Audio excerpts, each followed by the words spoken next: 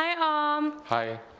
tema tahun ini kan Science and Wonders nih Om. Kita Iya. pengen tanya beberapa hal mengenai Science and Wonders. Jadi sains itu tanda pada orang yang belum percaya bahwa ini ada mujizat yang terjadi nih, bahwa Tuhan kita itu hidup. Sains itu menunjukkan kepada Tuhan. Ya.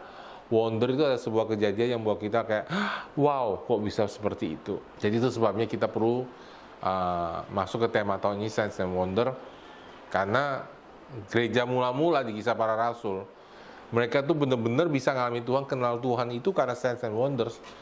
Ya, kalau sudah baca Kisah Para Rasul, mereka jarang banget berdebat, saudara.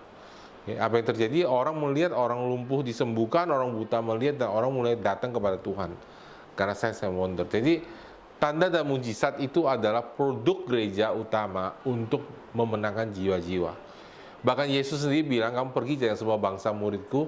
Terus Yesus bilang, tanda-tanda ini akan menyertai orang percaya.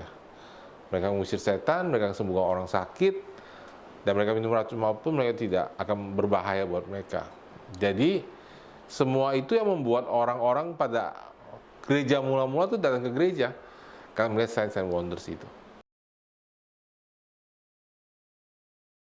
Karena kita selama ini sebelum ini ya, kita selalu pakai istilah year, ya.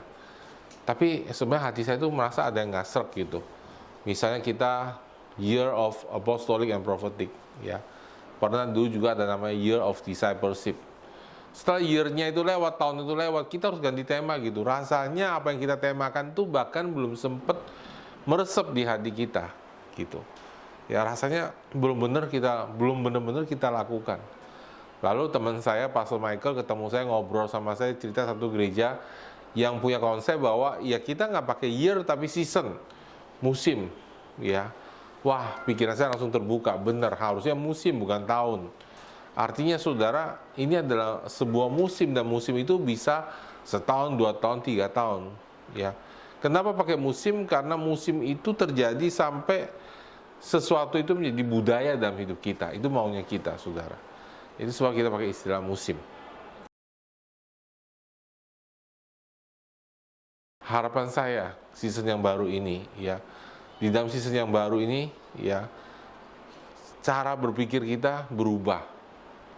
Terutama dalam kita punya pengertian tentang signs and wonder, ya, tanda dan mujizat. Tanda dan mujizat adalah pendekatan terbaik dan paling powerful untuk menangkap orang terhilang. Bahwa ketika mereka melihat, orang buta melihat, orang tuli mendengar, mereka yang berdebat, berhenti berdebat.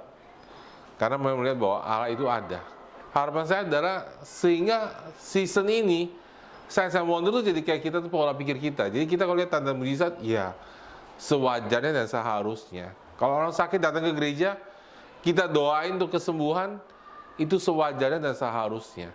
Dan kita melihat bahwa sakit penyakit bukan bagian dari hidup kita, itu sewajarnya dan seharusnya. Gitu.